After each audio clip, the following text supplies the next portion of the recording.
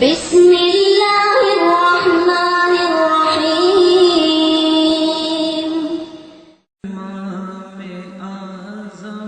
ابھی صدیق کو دیکھا ہے، یہ جمال کا مظہر نظر آتا ہے۔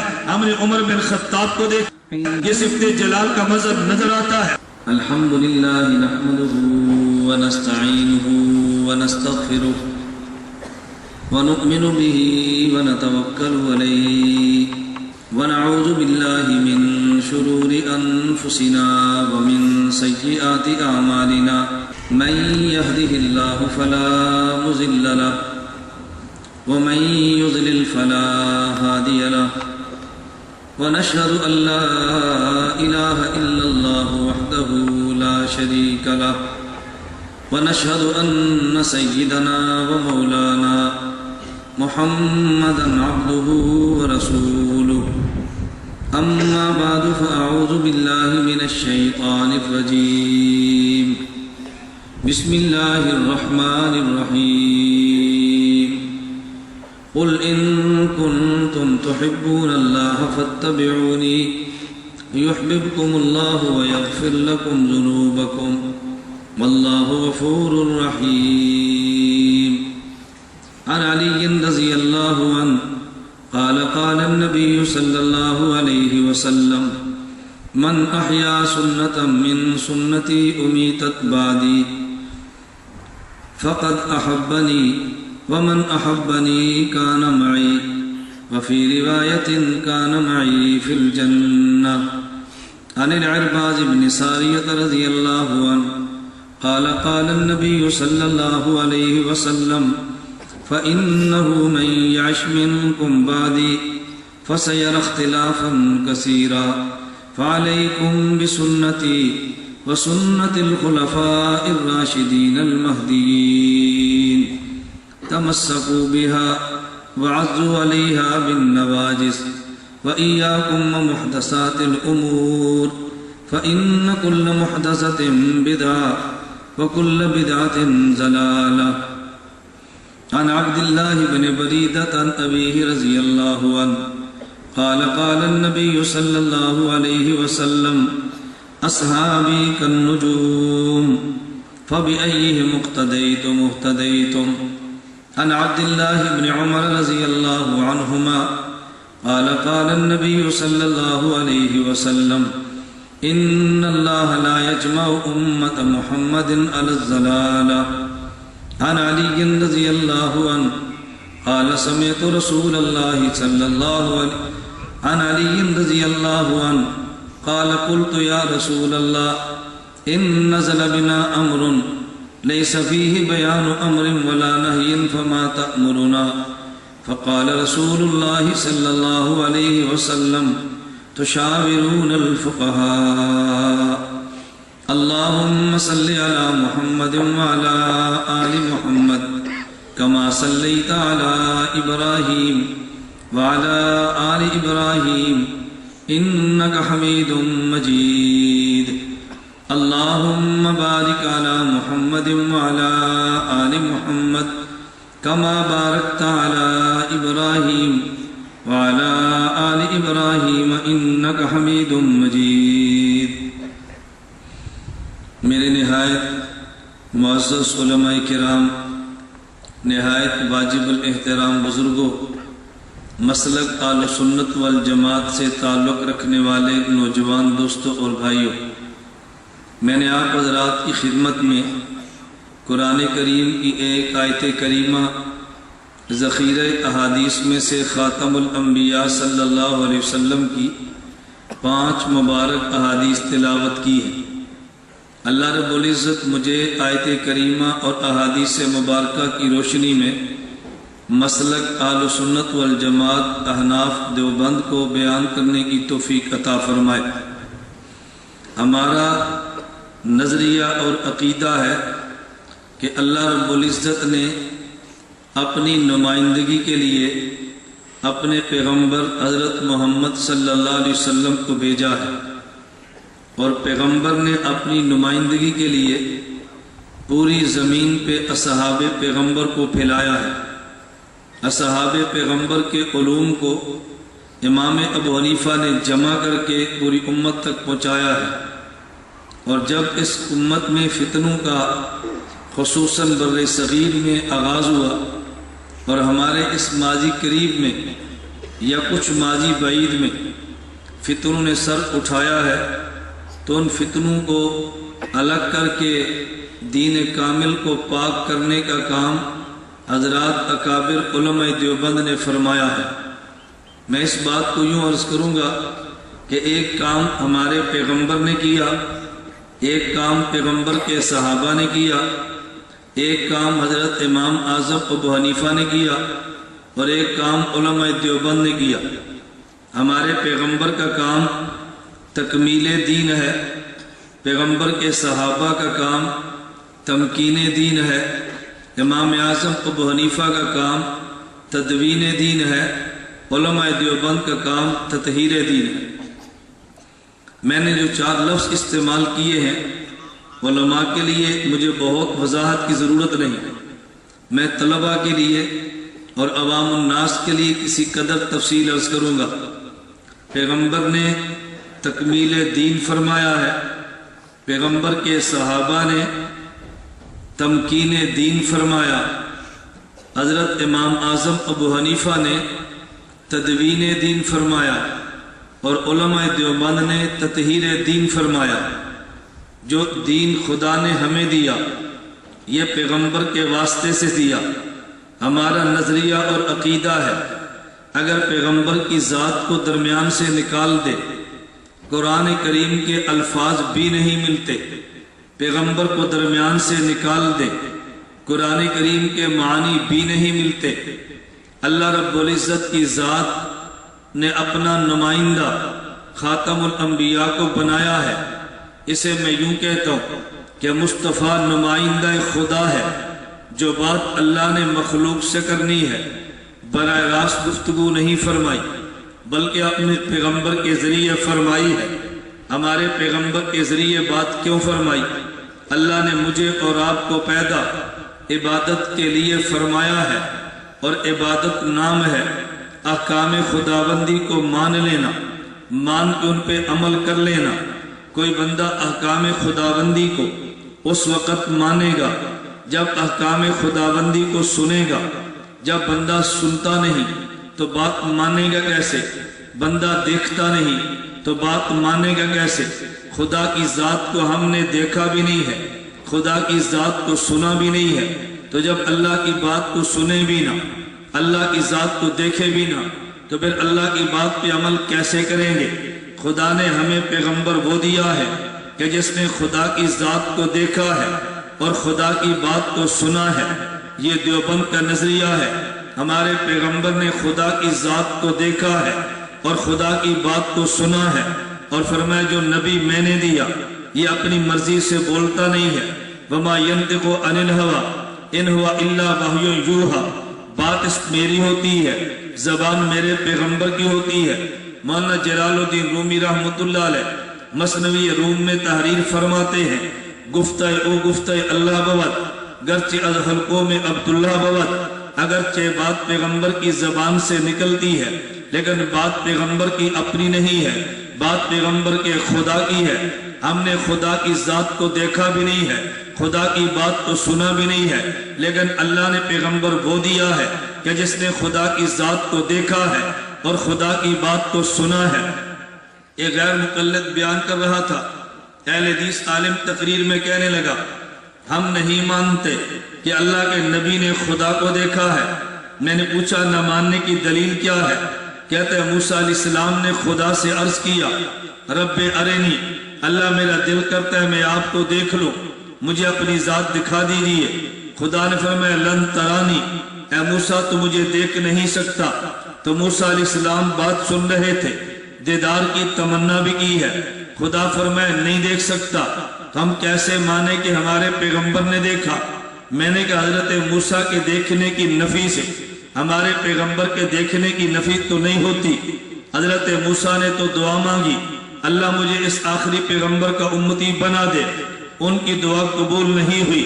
عیسیٰ علیہ السلام نے دعا مانگی اللہ مجھے امتی اس آخری نبی کا بنا دے، ان کی دعا تو قبول ہوئی ہے، ایک چیز ایک نبی کو نہ ملے، اس سے کیسے ثابت ہوا کہ وہ نعمت دوسرے نبی کو نہیں مل سکتی؟ کہا جی میرے پاس ایک اور دلیل اس سے وزنی ہے۔ میں نے کہا وہ دلیل کون سی ہے؟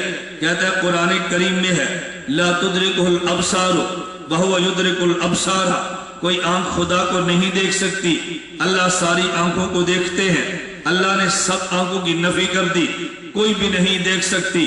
اگر ہم کہیں نبی پاک نے دیکھا ہے تو قرآن کا معنی غلط بن جائے گا، قرآن کا مطلب غلط ہوگا۔ میں نے کہا خدا تجھے ہدایت دے، ہدایت کے بعد خدا تجھے جنت دے، ہدایت کے بغیر تو جنت ملا نہیں کرتی۔ اللہ تجھے ہدایت دے، ہدایت کے بعد جنت دے، مجھے بتا تو جنت میں جا کے خدا کا دیدار کرے گا؟ کہتے ہیں جی ہاں، اگر میں جنت میں گیا میں خدا کا دیدار کروں گا۔ میں نے کہا جب قرآن کہتا ہے لا تدرک الابصار، کوئی آنکھ خدا کو دیکھ نہیں سکتی، تو دیدار کیسے کرے گا؟ کہتا ہے یہ جو خدا نے فرمایا یہ زمین کے لیے ہے، اس زمین پہ رہتے ہوئے کوئی خدا کو نہیں دیکھ سکتا، میں زمین پہ نہیں دیکھوں گا، میں تو جنت میں دیکھوں گا۔ میں نے کہا تو کہتا ہے زمین پہ نہیں، میں جنت میں دیکھوں گا، جنت نیچے ہے، عرش اس سے بھی اوپر ہے۔ اگر تو جنت میں دیکھ سکتا ہے تو میرا نبی عرش پہ کیوں نہیں دیکھ سکتا؟ اگر تو جنت میں دیکھ سکتا ہے میرا نبی عرش پہ کیوں نہیں دیکھ سکتا؟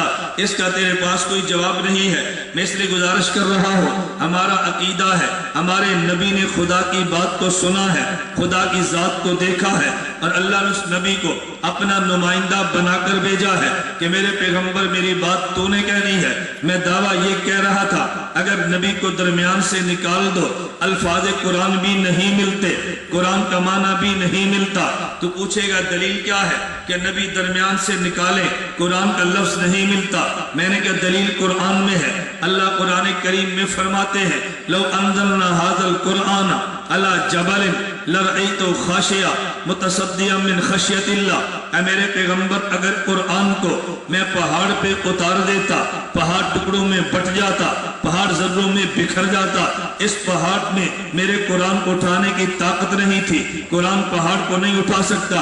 پھر ہمارے ذہن میں سوال آتا ہے، ابھی یہ سندے موجود ہے، ابھی کتب انعام کی تقسیم دی جائیں گی، بھیا اشرف علوم کے مدرسے کے ہم نے طالب علم کو دیکھا ہے، یہ 10 سال کا بچہ ہے، یہ قرآن اٹھا رہا ہے۔ ہم نے کرک کے کتنے مدرسوں میں طلباء کو دیکھا، ابھی مدرسے میں گئے تھے، بچوں میں انعامات تقسیم کیے، یہ کون ہے درجہ حفظ کا طالب علم ہے، اس نے 100 نمبر لیے، 100 میں سے 100 نمبر کیوں لیے؟ کہا جی قرآن کے الفاظ یاد بھی ہیں، تجوید سے پڑھتا بھی ہے، قرآن کی آیت پہ اشکال پیدا ہوتا ہے۔ اللہ جب اس قرآن کو پہاڑ کو بھی قرآن اٹھانے کی طاقت نہیں ہے، تو پھر یہ کرک کا دیوبندی بچہ 9 سال کا کیسے قرآن اٹھاتا ہے؟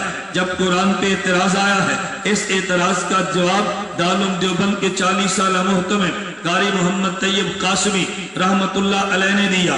مولانا قاری طیب فرماتے ہیں اگر تم نے جواب کو سمجھنا ہے، آسمان پہ دیکھو، ایک سورج ہوتا ہے، آسمان پہ دیکھو تو چاند ہوتا ہے۔ اگر بندہ گرمی کے موسم میں چاند کو دیکھنا، سورج کو دیکھنا چاہے، آنکھ دیکھ نہیں سکتی، سورج کی روشنی کے سامنے آنکھ جواب دے جاتی ہے۔ اگر جون کے مہینے میں دوپہر کو چاند کے سورج کے سامنے بندہ قمیص اتار کے بیٹھے تو سورج کی تپش کو وجود برداشت نہیں کر سکتا۔ اگر تم نے سورج کو دیکھا، آنکھ روشنی کے سامنے جواب دے گئی ہے، سورج کے سامنے بیٹھے ہیں تو جسم سورج کی تپش کے سامنے لا جواب ہوا ہے۔ لیکن جب 14ویں کی رات کو چاند نکلتا ہے تو چاند کی روشنی کو دیکھو، آنکھ کو مزہ آتا ہے چاند کی چاندنی کے سامنے۔ اگر تم اپنے وجود سے قمیص اتار کے بیٹھو، بدن میں ٹھنڈک محسوس ہوتی ہے۔ سورج کو منیر کہتے ہیں، چاند کو مستنیر کہتے ہیں۔ سورج روشنی دیتا ہے، چاند روشنی لیتا ہے۔ سورج کی روشنی کو ضیاء کہتے ہیں اور چاند کی روشنی کو نور کہتے ہیں۔ ضیاء میں شدت ہوتی ہے اور نور میں نرمی ہوتی ہے۔ ہم نے سورج کو دیکھا تو روشنی ہے، جب چاند میں گئی تو یہ نور بنا ہے۔ سورج کو دیکھا تو حرارت ہے، جب چاند سے گزری تو برودت بنی ہے۔ میری دلیل پہ توجہ رکھنا، اگر سورج کو دیکھا ہے آنکھ جواب دے گئی ہے، لیکن اگر جب چاند کو دیکھا ہے آنکھ کو لذت آئی ہے، سورج کے سامنے بیٹھے ہیں تو بدن جواب دے گیا ہے، چاند کے سامنے بیٹھے ہیں تو پھر بدن کو راحت محسوس ہوئی ہے۔ اس کی وجہ یہ ہے کہ سورج جلال والا تھا، اس کی روشنی بھی جلالی ہے، سورج جلال والا تھا، سورج کی تپش بھی جلالی ہے، اور چاند یہ جمال والا تھا، چاند کی روشنی بھی جمالی ہے۔ چاند جمال والا تھا تو چاند کی روشنی بھی جمالی ہے، چاند کی ٹھنڈک بھی جمالی ہے۔ سورج جلال والا ہے، اس کی روشنی کو آنکھ برداشت نہیں کرتی، سورج جلال والا ہے، اس کی تپش کو جسم برداشت نہیں کرتا، لیکن جب سورج کی جلالی روشنی چاند کے جمال سے گزر کے آتی ہے تو دیکھنے میں مزہ آتا ہے۔ جب سورج کی جلالی تپش چاند کے جمال سے گزرتی ہے تو برودت اور ٹھنڈک میں لطف آتا ہے۔ میرا اللہ جلال والا ہے، میرا محمد جمال والا ہے، خدا کا کلام جلالی ہے۔ اگر خدا کا جلالی کلام پہاڑ پہ اترتا، پہاڑ ٹکڑوں میں بٹ جاتا، خدا نے جلالی کلام کو پہلے محمد کے جمالی سینے پہ اتارا ہے، پھر محمد کی جمالی زبان سے نکلا ہے، تو جس جلالی کلام کو پہاڑ میں اٹھانے کی طاقت نہ تھی، یہ میرے محمد کے جمال کی برکت ہے، اس کو اشرف العلوم کا 10 سالہ بچہ اٹھا رہا۔ اگر یہ پیغمبر کا جمال درمیان میں نہ ہوتا تو قرآن کو کون اٹھا سکتا تھا؟ پیغمبر کو درمیان سے نکال دے، الفاظ قرآن نہیں ملتے۔ میں ایک نکتہ عرض کرتا ہوں، کبھی تم نے دیکھا ہے قاری قرآن کا وہ ہمیشہ جلال میں ہوتا ہے، اس کو دیکھ کر بھی بچہ ڈر جاتا ہے، اور کبھی شیخ الحدیث کو دیکھو، حدیث پڑھانے والے اساتذہ کو، ان میں جمال ہی جمال ہے، ان کو دیکھ کر بھی بچوں پر روب طاری نہیں ہوتا، محبت بڑھ جاتی ہے۔ قاری میں دیکھ تو جلال نظر آتا ہے، شیخ الحدیث میں دیکھ تو جمال نظر آتا ہے۔ یہ عیب کی بات نہیں ہے، اس کی وجہ کہ قاری کے ہاتھ میں کلام جلالی ہے، شیخ الحدیث کے ہاتھ میں کلام جمالی ہے۔ ادھر ظہور جلال ہے، ادھر ظہور جمال ہے، ادھر ظہور جلال ہے، ادھر ظہور جمال ہے۔ وہ جلالی کلام پڑھتا ہے تو روح بھی جلال والا ہے، یہ جلالی جمالی حدیث پڑھتا ہے تو انداز بھی جمال والا ہے۔ اس پہ غلبہ جلال کا ہے اور اس پہ غلبہ جمال کا ہے۔ میرا اللہ کبھی صفت جلال کا ظہور کرتا ہے، کبھی اللہ صفت جمال کا ظہور کرتا ہے، توجہ رکھنا۔ اور اللہ دونوں صفتیں پیغمبر پہ نازل فرماتے ہیں، پیغمبر خدا کی صفات کا مظہر بنتا ہے، کبھی نبی پہ صفت جلال نظر آتی ہے، کبھی نبی پہ صفت جمال نظر آتی ہے، توجہ رکھنا۔ میں ایک نکتہ عرض کرتا ہوں، آپ نے سنا ہوگا اور دیکھا بھی ہے، عملی مشاہدہ بھی ہے۔ فجر مغرب عشاء کی نماز میں قاری اونچی آواز سے قرآن پڑھتا ہے، اور زور عصر کی نماز میں قاری آہستہ قرآن پڑھتا ہے۔ ابھی ظہر کی نماز ہے، قاری کی زبان بند ہے، اونچی آواز سے قرآن نہیں پڑھتا۔ عصر کی نماز کو دیکھ لے، قاری تب بھی خاموش ہے، اونچی آواز سے تلاوت نہیں کرتا، اور جو ہی مغرب کی اذان ہوگی اور مغرب کی جماعت کے لیے کھڑا ہوگا، الحمدللہ رب العالمین، قاری صاحب امام صاحب اونچی آواز میں تلاوت کرتے ہیں۔ کبھی تو نے غور کیا ہے زور عصر کی نماز میں یہ قرآن آہستہ کیوں ہے؟ فجر مغرب عشاء کی نماز میں قرآن اونچی آواز سے یہ جاری نماز کیوں بنتی ہے؟ اس کی وجہ یہ ہے، ایک میرے اللہ کی صفت جلال ہے، ایک خدا کی صفت جمال ہے۔ تم نے دنیا میں دیکھا ہے، اگر باپ جمال کے اندر ہو تو بیٹے گھر میں کھیلا کرتے ہیں، اور جب باپ جلال کے اندر آ جائے تو ماں کہتی ہے باپ بہت غصے میں ہے، اندر ہٹ جا۔ آپ نے دیکھا ہوگا کہ جب بڑا جمال میں ہو تو پھر چھوٹے اچکیلیاں کرتے ہیں، اور جب بڑا جلال کے اندر آئے تو پھر بولنے کی ہمت کوئی نہیں کرتا۔ خدا کی صفت جلال بھی ہے، خدا کی صفت جمال بھی ہے۔ جب سورج طلوع ہوتا ہے صفت جلال کا ظہور ہوتا ہے، اور جب سورج غروب ہوتا ہے تو صفت جمال کا ظہور ہوتا ہے۔ جب صفت جمال کا ظہور ہے بندہ قرآن بلند آواز سے پڑھتا ہے، اور جب صفت جلال کا ظہور ہوتا ہے تو پھر قاری قرآن بھی آہستہ پڑھتا ہے۔ دن کی نمازیں سری بنتی ہیں اور رات کی نمازیں جہری بنتی ہیں، اس کی وجہ کہ رات کو ظہور جمال کا ہے اور دن کو ظہور جلال کا ہے۔ میں ایک بات اور بھی کہتا ہوں، اللہ یہ دونوں صفتیں میرے پیغمبر کو دیتے ہیں، پیغمبر دونوں صفتیں اصحاب کو دیکھتے ہیں۔ ہم نے پیغمبر کے صحابی صدیق کو دیکھا ہے، یہ جمال کا مظہر نظر آتا ہے۔ ہم نے عمر بن خطاب کو دیکھا، یہ صفت جلال کا مظہر نظر آتا ہے۔ صدیق اکبر رات کو تلاوت کرتے ہیں، قرآن اونچی آواز سے قرآن آہستہ پڑھتے ہیں۔ پوچھا صدیق آہستہ قرآن کیوں پڑھتے ہو؟ فرمایا یہ سونے والا کی اٹھ نہ جائے۔ عمر بن خطاب کو دیکھا قرآن اونچی آواز سے پڑھتے ہیں، پوچھا تم اونچی آواز سے کیوں پڑھتے ہو؟ کہا میں جو پڑھتا ہوں تو کیوں سویا ہوا ہے؟ صدیق پہ غلبہ جمال کا ہے، عمر پہ غلبہ جلال کا ہے۔ توجہ، چلے میں اس مضمون پہ ایک نکتہ اور دیتا ہوں۔ مجھے ایک ساتھی کہنے لگا حضرت امام اعظم ابو حنیفہ رحمۃ اللہ علیہ بہت بڑے امام ہیں۔ میں نے کہا جی ہاں، حضرت امام بخاری رحمۃ اللہ علیہ، میں نے کہا بہت بڑے امام ہیں، کہتے ہیں عالم تو دونوں بڑے ہیں، لیکن تم حضرت امام بخاری کی بجائے حضرت امام ابو حنیفہ کی تقلید کیوں کرتے ہو؟ توجہ رکھنا۔ میں نے کہا مجھے بتا پیغمبر کے صحابہ میں سے سب سے بڑے عالم کا نام کیا ہے؟ کہتے ہیں حضرت ابو بکر صدیق رضی اللہ عنہ۔ میں نے کہا یہ بتاؤ پیغمبر کے صحابہ میں سے سب سے بڑے محدث کا نام کیا ہے؟ کہتے ہیں حضرت ابو ہریرہ رضی اللہ تعالی عنہ۔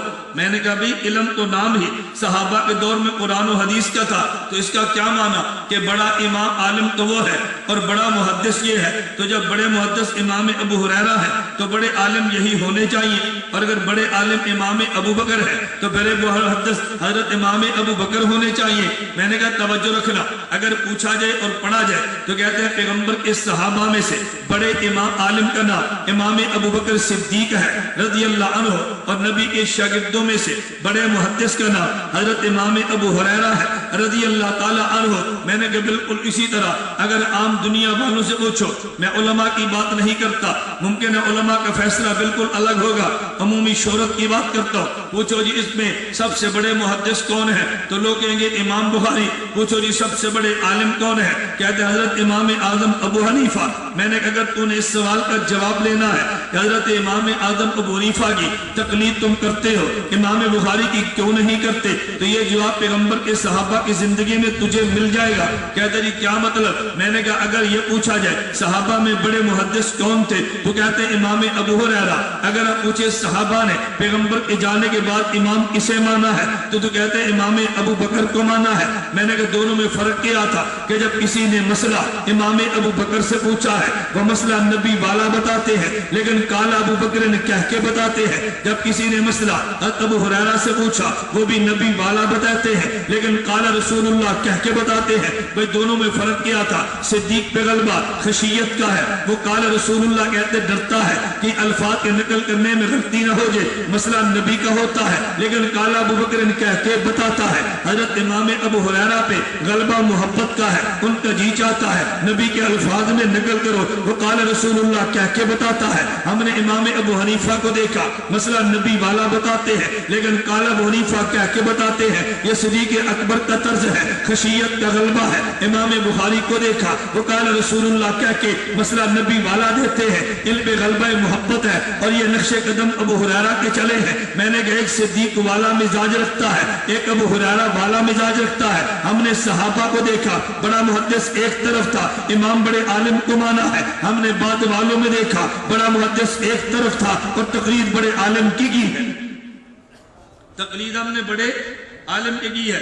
میں ایک جملہ عرض کرتا ہوں، میں نے کہا ایک گھنٹے میں تو بہت سارے بیان نہیں ہوتے، میں جملے نقل کر کے اشارے کروں گا۔ میں جملہ نقل کرتا ہوں، اگر کبھی مجتہدین میں اختلاف ہو جائے تو ان پر اعتراضات جواب میں محفوظ کو پیش کیا جاتا ہے، اور جب دو صحابہ پر اعتراض ہو جائے تو جواب میں معصوم کو پیش کیا جاتا ہے۔ اللہ کے نبی کو معصوم کہتے ہیں، پیغمبر کے صحابی کو محفوظ کہتے ہیں، امام مجتہد کو معجور کہتے ہیں۔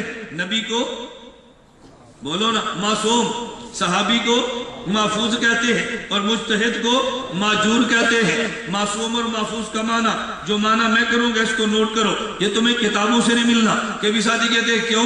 میں نے کہا کتابوں میں لکھا ہے لیکن اس کو جمع کرنا پڑتا ہے۔ میں کئی ایک کتب کے مطالعے کے بعد ایک جملہ کی کتابوں کا خلاصہ نکل کرتا ہوں۔ آپ پوچھو گے معصوم کا معنی، میں نے کہا معصوم اسے کہتے ہیں جس سے خدا گناہ ہونے نہیں دیتا، محفوظ اسے کہتے ہیں جس سے گناہ ہو تو جاتا ہے، اللہ اس کے نام اعمال میں رہنے نہیں دیتا۔ نہیں سمجھے؟ معصوم اسے کہتے ہیں جس سے گناہ خدا ہونے نہیں دیتا۔ میں نہیں کہتا گناہ کرتا نہیں ہے، گناہ نہ کرنا اور ہے، گناہ کرنے نہ دینا اور ہے۔ ہم یہ نہیں کہتے نبی گناہ کرتا نہیں ہے، ہم کہتے خدا نبی سے گناہ ہونے دیتا نہیں ہے۔ میں یہ نہیں کہتا نبی گناہ سے بچتا ہے، میں کہتا ہوں نبی کو خدا گناہوں سے بچاتا ہے۔ ایک ہوتا ہے بچنا اور ایک ہوتا ہے بچانا۔ تم کہو گے جی کیوں؟ میں کہتا ہوں نبی یہ نہیں کہنا نبی بچتا نہیں، ہم نے کہنا نبی کو خدا بچاتا ہے۔ اس کی وجہ اگر نبی اعلان نبوت خود کرتا تو گناہوں سے بچنا نبی کے ذمے تھا۔ نبی اعلان نبوت خود نہیں کرتا، خدا نبی سے اعلان نبوت کراتا ہے، تو جو نبی کو نبوت دیتا ہے وہ نبی کو گناہوں سے بچاتا ہے۔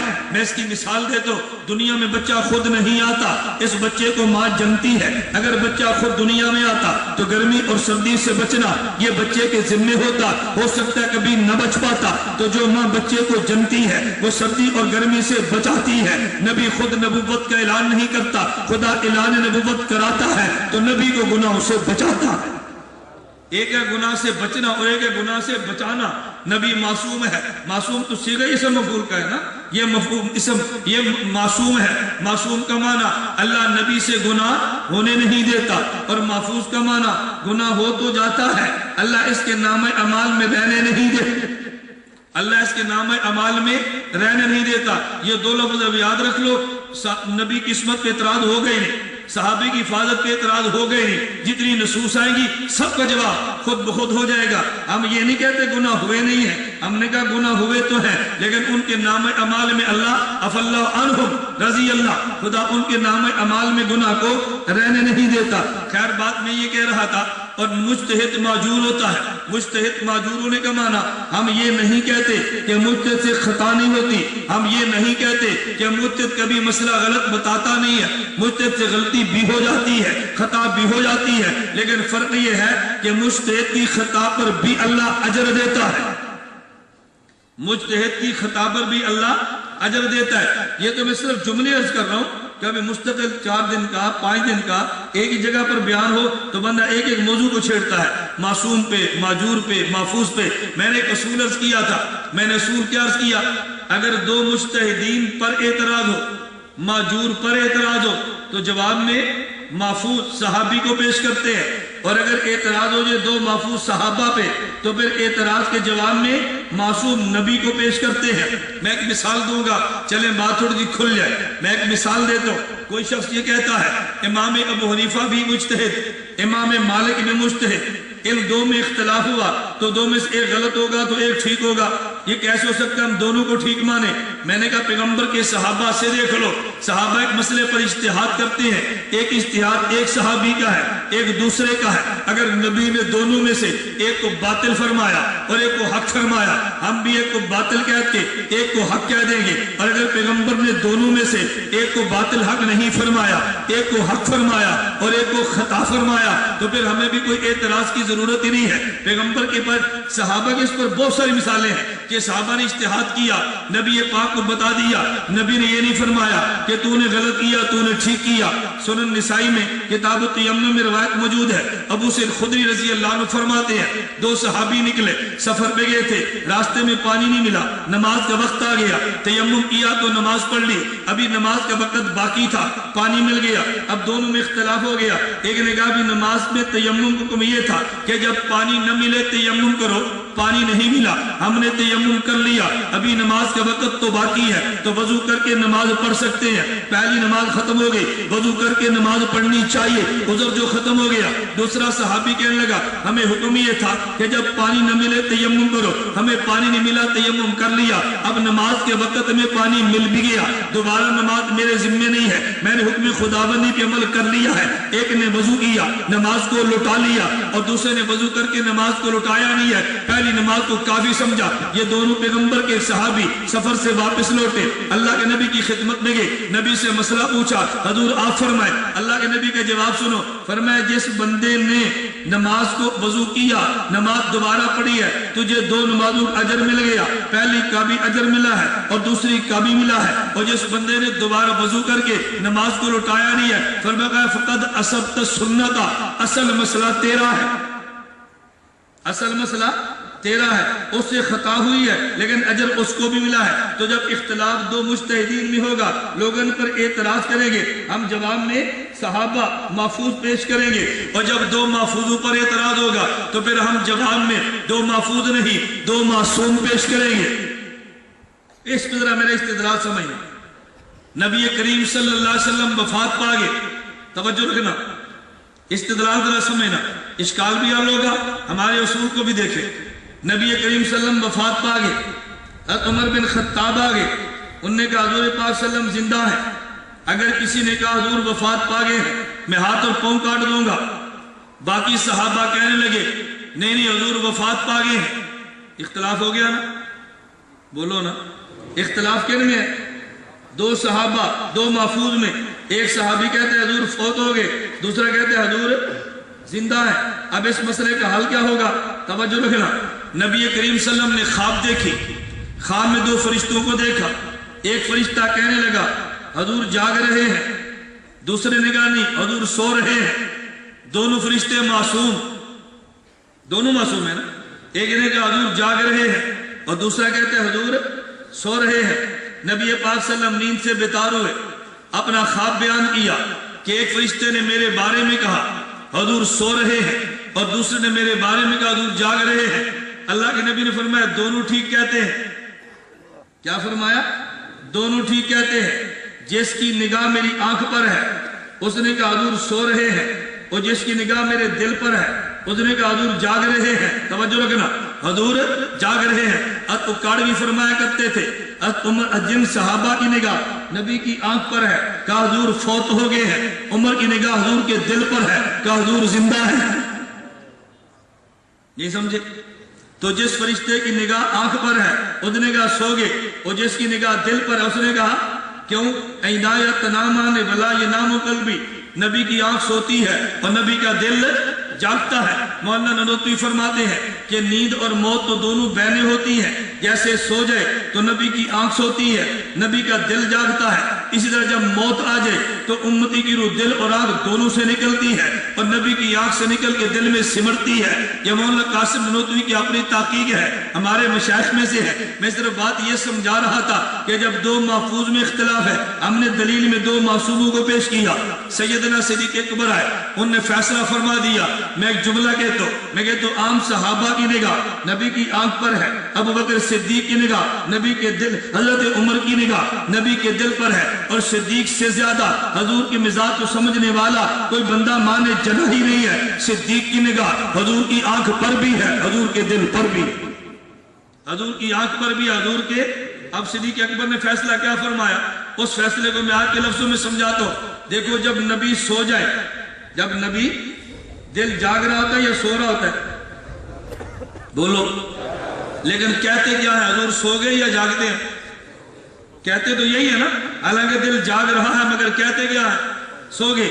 حضرت صدیق نے سمجھایا عمر اگرچہ نبی کا دل زندہ ہو لیکن کہنا یہی ہے کہ وفات پا گئے، جیسے نبی کا دل جاگ رہا ہو کہتے یہی ہے کہ سو گئے، نبی کا دل زندہ ہو کہنا یہی ہے کہ وفات پا گئے۔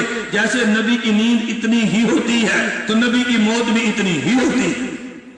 حضرت عمر کہتے ہیں مجھے مسئلہ سمجھ آ گیا، آج کی امت کو سمجھ نہیں آ رہا، آج لوگوں کو نہیں سمجھ آ رہا۔ اور اللہ کی قسم اٹھا کر میں کہتا ہوں مسئلہ حیات مشکل نہیں ہے، میں ایک الجھن دور کرتا ہوں۔ ہم میں سے بہت سارے احباب نے مسئلہ حیات کو سمجھا نہیں ہے، اور نہ سمجھنے کی وجہ سے اسے اشکال پیش آتا ہے، اور تو جو الجھن ہوتی ہے یہ بات نہ کرنا، یہ نہ چھیڑنا، یہ مسئلہ مناسب نہیں، ہمارے خطے کے لیے ٹھیک نہیں۔ میں نے کہا عجیب بات ہے، جس مسئلے کا منکر 1957 سے پہلے 1400 سال میں کوئی نہ ملے، اس مسئلے پر بھی تمہیں شبہ ہوتا ہے کہ اس کو بیان کریں یا بیان نہ کریں، کہ امت کا اجماعی مسئلہ ہے۔ خیر بات لمبی ہو گئی، میں نے بات یہاں سے شروع کی تھی، ایک صفت جلال ہے اور ایک صفت ہے نا ذہن میں، آپ تھوڑا سا واپس ہے، ایک صفت جلال ہے ایک صفت جمال ہے۔ میں کہہ یہ رہا تھا خدا نے دونوں صفت جمال صفت جلال بھی موجود ہے، میں اس سے بات نہیں کرتا، میں تو نقطہ عرض کر رہا تھا کہ اللہ کا کلام بھی اگر نبی کو درمیان سے نکال دے ہمیں کلام خدا کا مل ہی نہیں سکتا۔ الفاظ خداوندی بھی تبھی ملیں گے جب پیغمبر کی ذات درمیان میں موجود ہوگی۔ توجہ رکھنا، اس پر میں نے دلیل دی تھی، لو انزلنا ھذا القرآن علی جبل، میں نے کہا تھا اعتراض آیا تھا، جواب دیوبند والوں نے دیا ہے۔ میرا مستقل ایک عنوان ہے، کبھی آپ کی کرک میں آیا، مستقل میرا ایک عنوان ہے کہ جب قرآن پہ اعتراض ہوتا ہے جواب دیوبند والا دیتا ہے، جب دیوبند والے پر اعتراض ہوتا ہے دفاع اللہ کا قرآن کرتا ہے۔ یہ مستقل عنوان ہے، ایک مسئلہ نہیں، میں مسائل کی فہرستیں گنوا دوں گا کہ جب حدیث پر اعتراض ہوتا ہے تو جواب دیوبند والا دیتا ہے، اور جب اعتراض دیوبند والے پر ہو تو پھر دفاع پیغمبر کی حدیث کرتی ہے۔ اعتراض قرآن پہ آیا تو جواب پھر مولانا قاری محمد طیب قاسمی نے دیا ہے۔ میں بتا یہ رہا تھا کہ چونکہ نبی نمائندہ خدا ہے، اللہ کے کلام کے الفاظ بھی نبی کو درمیان سے نکال دے تو نہیں مل سکتے۔ اگلا جملہ، اگر نبی کو درمیان سے نکال دے تو نبی قرآن کے الفاظ کا معنی بھی کوئی نہیں بتا سکتا۔ اگر کلام کے لفظ چاہیے تب بھی نبی دیں گے، اگر کلام کا معنی چاہیے تب بھی نبی پاک دیں گے۔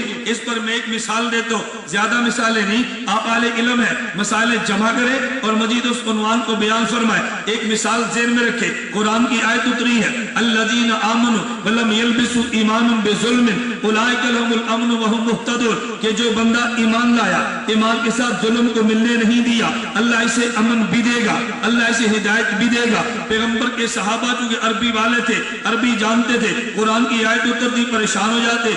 ہم نہ عربی جانتے ہیں نہ امام کو قرآن سن کے پریشان ہوتے ہیں، کوئی عربی جانے گا تو پھر قرآن کی آیت سن کے پریشانی بھی ہوگی۔ صحابی رسول آگے، انہوں نے کہا یا رسول اللہ ایونا لم یظلم شیئا، ظلم کا معنی ہوتا ہے کچھ کمی کر دو، کچھ بیشی کر دو، کمی بیشی کا نام ظلم ہے۔ اللہ کے نبی بحیثیت بشر، ہم نبی تو نہیں ہیں لیکن بحیثیت بشر غیر نبی، کچھ کمی بیشی تو ہر کسی سے ہو جاتی ہے۔ قرآن کریم نے بڑی سخت شرط لگا دی، الذین آمنوا ولم یلبسوا ایمانهم بظلم، جو بندہ ایمان لایا، ایمان کے ساتھ ظلم کو ملنے نہ دیا، اللہ اسے امن بھی دے گا، اللہ ہدایت بھی دے گا۔ ایونا لم یظلم شیئا، ہم میں سے کون سا بندہ ہے جس سے کچھ کمی کوتاہی نہ ہو۔ اس کا معنی یہ، ہمیں امن نہیں ملے گا، ہمیں ہدایت نہیں ملے گی۔ یہ صحابی کی الجھن آئی، اللہ کے نبی نے قرآن کو سمجھایا ہے، اللہ کے نبی فرمانے لگے یہاں پر ظلم کا معنی وہ نہیں جو تو سمجھا ہے، یا ظلم کا معنی وہ ہے جو سورہ لقمان میں اللہ رب العزت نے خود فرمایا، یا بنی لا تشرک باللہ ان شرک لظلم عظیم، یا شرک سے مراد، ظلم سے مراد شرک ہے۔ اب آیت کا معنی ہوگا الذین آمنوا ولم یشرکوا باللہ شیئا اولئک لهم الامن وهم مہتدون، کہ جو بندہ ایمان لایا اور شرک نہیں کیا اللہ اسے امن بھی دے گا، اللہ ہدایت بھی دے گا۔ تو کلام خداوندی کا معنی اگر پیغمبر بیان نہ کرے تو صحابی کو بھی سمجھ نہیں آتا، تجھے اور مجھے کیسے سمجھ آئے گا؟ اب میرے جملے پہ غور کرنا، ہمارا دیوبند کا نظریہ یہ ہے کہ نبی چونکہ نمائندہ خدا ہے تو کلام خداوندی کے الفاظ بھی نبی سے ملیں گے، کلام خداوندی کا معنی بھی نبی سے ملے گا۔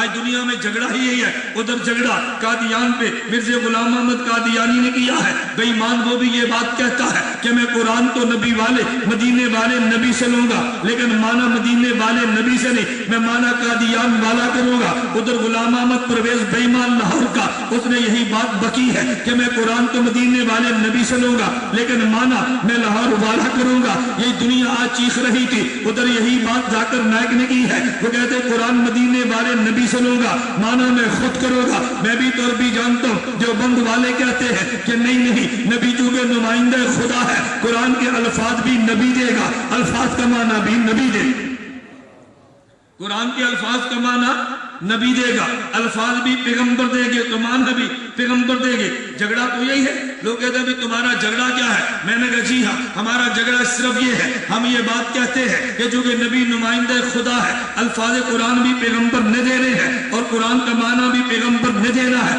مرزا قادیانی نے کہا ما کان محمد ابا احد من رجالکم ولکن رسول اللہ وخاتم النبیین، انہوں نے کہا خاتم کا معنی مہر ہے، جس پہ مہر لگے گی وہ نبی بنتا چلا جائے گا۔ جب پاکستان کی نیشنل اسمبلی میں یہ مسئلہ اٹھا تھا تو مرزا ناصر نے اس بات کو بطور دلیل کے پیش کیا تھا، انہوں نے کہا جی قرآن کہتے ہیں خاتم النبیین، یہ نبی پاک تو خاتم النبیین ہے، خاتم کا معنی تو لغت میں مہر لکھا ہے تو جس پہ مہر لگے گی وہ نبی بن جائے گا۔ تم نے خاتم کا معنی آخری کیسے کیا ہے؟ مفتی محمود رحمت اللہ علیہ نے پاکستان کی نیشنل اسمبلی میں مرزا ناصر سے یہی بات کی تھی۔ مفتی صاحب نے پوچھا تھا کہ یہ جو قرآن کی آیت ہے یہ تمہارے اوپر اتری ہے، مرزا قادیانی پہ اتری ہے؟ اس نے کہا جی نہیں فرمایا آیت کس پہ اتری ہے؟ اس نے کہا یہ آیت مدینے والے نبی پہ اتری ہے۔ تو مفتی محمود صاحب نے فرمایا جس نبی پہ آیت اتری ہے اسی نبی سے معنی لے لو، اگر نبی اس کا معنی مہر کر دے تو میں مان لوں گا، اگر نبی معنی آخری کر دے تو مان لے۔ حضور اس کا معنی مہر کرے تو ہم مان لیں گے، اگر حضور اس کا معنی آخری کرے تو پھر تو مان لے۔ ہم نے قرآن کو لغت عرب سے نہیں، ہم نے اس سے سمجھنا ہے کہ جس پہ قرآن اترا ہے، جو لغت عرب سے ہمیں غرض نہیں ہے، ہمیں تو پیغمبر کی ذات سے غرض ہے۔ میں یہ کہہ رہا تھا کہ قرآن کریم توجہ میں ایک مرتبہ ملتان کے علاقے میں گیا، ایک آدمی سے گفتگو چلی، گفتگو کس سال سے، بوڑھا آدمی ہے، مولوی نہیں ہے، مولانا طارق جمیل دامت برکاتہ، اس کو دعوت دینے کے لیے گئے، اس نے آگے بحث چھیڑ دی، انہوں نے کہا جی قرآن میں عذاب و ثواب قبر نہیں ہے، اگر تم مجھے قرآن سے عذاب و ثواب قبر بتا دو گے تو میں مان لوں گا، اگر نہیں بتاتے میں نہیں مانتا۔ مولانا طارق جمیل عالم ضرور ہے لیکن مولانا طارق جمیل مناظر نہیں ہے، علم الگ چیز ہے، فن مناظرہ الگ چیز ہے، میری بات کو محسوس نہ فرمانا۔ مولانا پہ اعتراضات لگے، وہ تو دفاع میں نے کی ہے، کسی تبلیغ والے نے دفاع نہیں کیا، مولانا کا دفاع تو میں نے کیا ہے، تو نیٹ پہ سی ڈی اٹھا کے دو دے، میں نے دندان شکن جواب میں نے دیے، اور بحمداللہ تعالی جتنے اعتراضات تبلیغ جماعت پہ فضائل اعمال فضائل صدقات پہ آئے ہیں ان کے جواب تو ویڈیو بنا کر میں دیتا رہا، لیکن مولانا عالم ضرور ہے، مناظر تو نہیں ہے نا۔ کبھی مناظر وہ بھی ہوتا ہے علم نہ بھی ہو، فن مناظرہ جانتا ہو، اپنا کام تب بھی چلا لیتا ہے، لیکن علم اور فن مناظرہ خدا دونوں چیزیں عطا فرما دے، یہ خدا کا بہت بڑا انعام ہوا کرتا ہے۔ میں کہتا ہوں ایک ہوتا ہے فن مناظرہ، فن مناظرہ کا مطلب کبھی بندہ جواب دلیل سے دیتا ہے، کبھی جواب دلیل سے دیتا ہے، اور میں اپنی پنجابی زبان میں کہتا ہوں کبھی دلیل دیتا ہے، کبھی جٹ جفا مارتا ہے۔ جٹ جفا سمجھتے ہو؟ جٹ تو سمجھتے ہو نا، یہ ذمہ دار لوگ جو ہیں ذمہ داری جٹ کہتے ہیں، اور جفا یہ جو سینے لگتا ہے نا، اس کو میں کہتے ہیں جی میں فلاں سے بغل گیر ہو کر ملا، میں نے اس کو جفا مار لیا۔ تو کبھی آدمی جٹ جفا مارتا ہے، کیا مطلب؟ ایک ہوتی ہے پہلوان کی کشتی، ایک ہوتی ہے ذمہ دار کی کشتی۔ پہلوان کشتی کرتا ہے اصولوں سے، ٹیکنیک سے، اور ذمہ دار جو دیہاتی ان پڑھ ہے وہ ٹیکنیک سے نہیں کرتا، وہ یہ دیکھتا ہے کہ میں نے گرانا کیسے ہے، جہاں سے پکڑ لیا جہاں سے مار دیا بس بندہ گر گیا۔ اللہ کرے میرے اشارے آپ سمجھو، جہاں سے پکڑ لے جہاں چوٹ لگا دے بس بندے گرانا تھا، نہ گر گیا۔ تو پہلوان دیکھتا ہے کہ میں نے کس اصول سے لڑنا ہے، یہ چونکہ پہلوان تو ہوتا نہیں اناڑی ہوتا ہے، تو کھلاڑی اصولوں سے کھیلتا ہے، اناڑی اصولوں سے نہیں، اپنی محنت کو وہ نتیجہ نکالتا ہے۔ تو جٹ جفے کا معنی ہوتا ہے کہ بندہ اصول کو چھوڑے، بس بندے کو گرانے کی بات کرے۔ تو کبھی دلیل سے کام چلتا ہے، کبھی جٹ جفے سے کام چلتا ہے، اور میں کہتا ہوں کبھی کبھی دلیل وہاں کام نہیں کرتی، وہاں جٹ جفا کام کرتا ہے۔ ایک عیسائی پادری سے مولانا کا مناظرہ چل رہا تھا، مناظرہ اس بات پہ تھا، عیسائی پادری کہنے لگا عیسیٰ علیہ السلام اللہ کے بیٹے ہیں، مناظر اسلام کہنے لگے، عالم دین فرمانے لگے خدا کا تو کوئی بیٹا نہیں، لم یلد ولم یولد ہے، دلائل چلتے رہے، 2 گھنٹے کی بحث ہوئی۔ ایک ذمہ دار وہاں سے ان پڑھ اٹھا، انہوں نے کہا مولوی جی تو مجھے اجازت دو، اس سے ایک بات میں بھی کرتا ہوں۔ مولوی صاحب کہنے لگے یہ بڑا کھران قسم کا بے ایمان حرامی عیسائی ہے، یہ مجھ سے قابو نہیں آ رہا، تو کیسے قابو کرے گا؟ انہوں نے کہا تم نے 2 گھنٹے لگائے، ایک بات مجھے کرنے دو۔ لوگوں نے کہا مولوی صاحب کوئی بات نہیں، ایک بات اس کو بھی کہہ لینے دو۔ وہ ذمہ دار کھڑا ہوا، اس عیسائی پادری سے کہنے لگا عیسائی پادری یہ بتا خدا کی عمر کتنی ہے، یہ بتا خدا کی عمر کتنی ہے۔ عیسائی پادری کہتے وہ تو کروڑوں اربوں سال سے بھی زیادہ، اللہ تو ازل سے ہے، بہت لمبی عمر ہے۔ انہوں نے کہا یہ بتا خدا کی قدرت کتنی ہے، خدا کی قدرت کتنی ہے؟ انہوں نے کہا قدرت کا تو اندازہ ہی نہیں ہے، وہ تو زمین و آسمان، وہ تو عرش و فلک کا مالک ہے۔ انہوں نے کہا اچھا یہ بتا خدا کے بیٹے کتنے ہیں، خدا کے؟ انہوں نے کہا ایک۔ انہوں نے کہا عمر کتنی ہے، بہت لمبی، قدرت کتنی ہے، بہت زیادہ، طاقت کتنی ہے، بہت زیادہ، بیٹے کتنے ہیں، ایک۔ انہوں نے کہا پھر کھوتے دیا پترا مینو خدا من، میرے 50 سال عمر ہے 10 پتر رہے،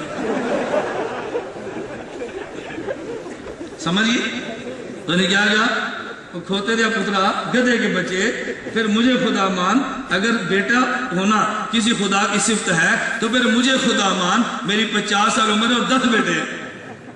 یہ کیسا خدا ہے، اتنی طاقت، اتنی عمر اور ایک بیٹا؟ اب اس کا جواب عیسائی پادری کے پاس ہے، کیوں؟ یہ دلیل نہیں تھی، جٹ جفا تھا۔